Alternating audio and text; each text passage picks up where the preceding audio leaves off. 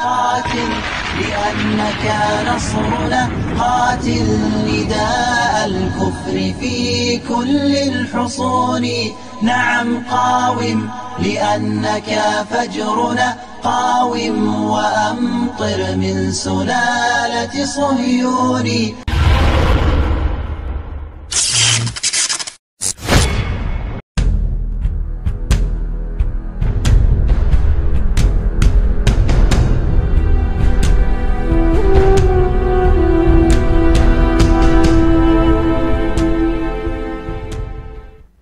Assalamualaikum warahmatullahi wabarakatuh.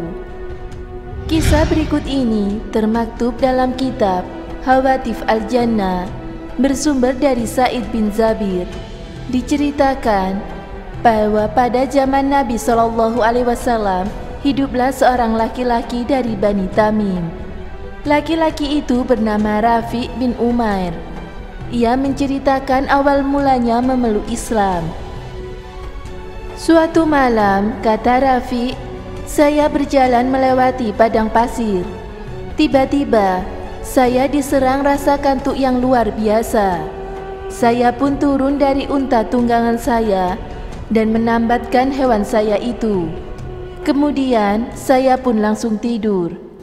Sebelum tidur, saya terlebih dahulu mengucapkan, "Aku berlindung kepada jin yang menguasai lembah ini." Dalam tidur saya bermimpi melihat seorang laki-laki yang ingin menyembelih unta saya. Sontak saya terbangun, begitu melihat ke kiri dan ke kanan, saya tidak melihat seorang pun, dan ternyata itu cuma mimpi. Hanya saja berulang kali saya mengalami mimpi yang sama. Saya terbangun lagi untuk kesekian kalinya. Saya tiba-tiba mendengar unta saya meronta-ronta. Saya menoleh. Saya melihat seorang laki-laki yang perawakannya mirip sekali dengan yang saya mimpikan tadi. Ia memegang sebilah pisau belati di tangannya. Tak hanya itu, saya juga melihat lelaki itu sedang berkelahi dengan orang yang tampaknya lebih tua. Orang tua itu memegang tangan laki-laki itu sambil berusaha mencegahnya mendekati unta saya. Belum tuntas perkelahian itu, tiba-tiba 3 ekor sapi liar tampak berlarian mendekati keduanya. Orang tua itu lantas berkata kepada laki-laki tersebut, "Ambillah salah satu yang engkau inginkan dari sapi-sapi ini, lalu pergilah. Anggap saja sapi ini sebagai ganti unta teman saya dari golongan manusia ini." Maka laki-laki itu pun lantas mengambil salah satu sapi tadi dan pergi. Kemudian orang tua tadi menoleh ke arah saya dan berkata, "Apa yang kamu lakukan tadi? Kalau kamu singgah di lembah ini dan merasa takut akan diganggu, ucapkanlah, 'Aku berlindung kepada Tuhan Muhammad dari golongan penghuni lembah ini.'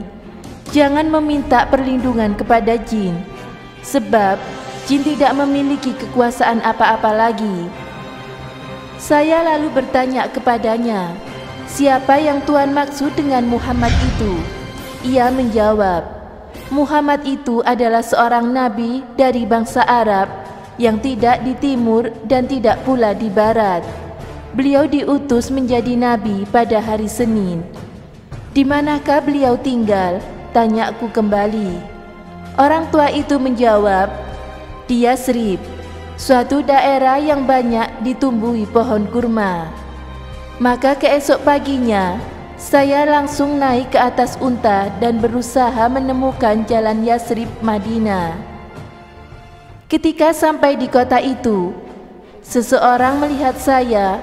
Barulah kemudian saya tahu bahwa beliau adalah Nabi Muhammad SAW. Kepada saya, beliau langsung menceritakan apa yang telah saya alami.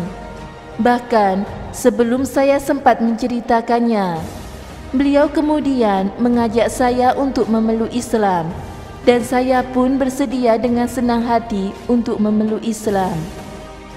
Masya Allah, Sungguh luar biasa mukjizat yang dimiliki oleh Rasulullah Shallallahu Alaihi Wasallam.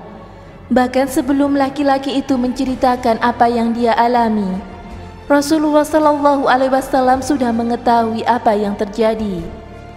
Pantas saja Allah menjadikan Rasulullah Shallallahu Alaihi Wasallam sebagai manusia pilihan, sebagai kekasih Allah, dan menjadikan Nabi Muhammad Shallallahu Alaihi Wasallam sebagai teladan bagi umat Islam, bagi seluruh umat.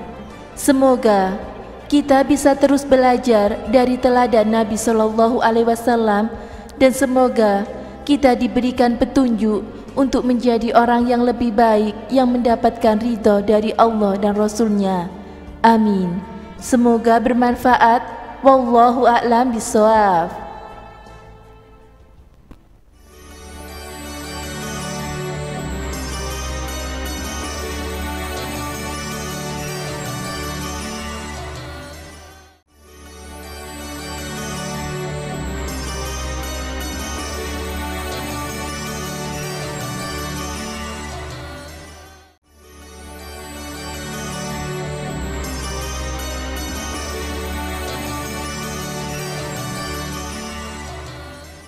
Assalamualaikum warahmatullahi wabarakatuh. Nabi Muhammad SAW diutus oleh Allah Subhanahu wa Ta'ala untuk menjadi rahmat bagi alam semesta. Allah Subhanahu wa Ta'ala berfirman dalam surat Al-Anbiya ayat 107 yang berbunyi, A'udzubillahi minasyaitonirrajim, Bismillahirrahmanirrahim. Wa ma arsalnaka illa rahmatan lil alamin. Yang artinya, dan aku tidak mengutus Nabi Muhammad SAW selain untuk menjadi rahmat bagi alam semesta.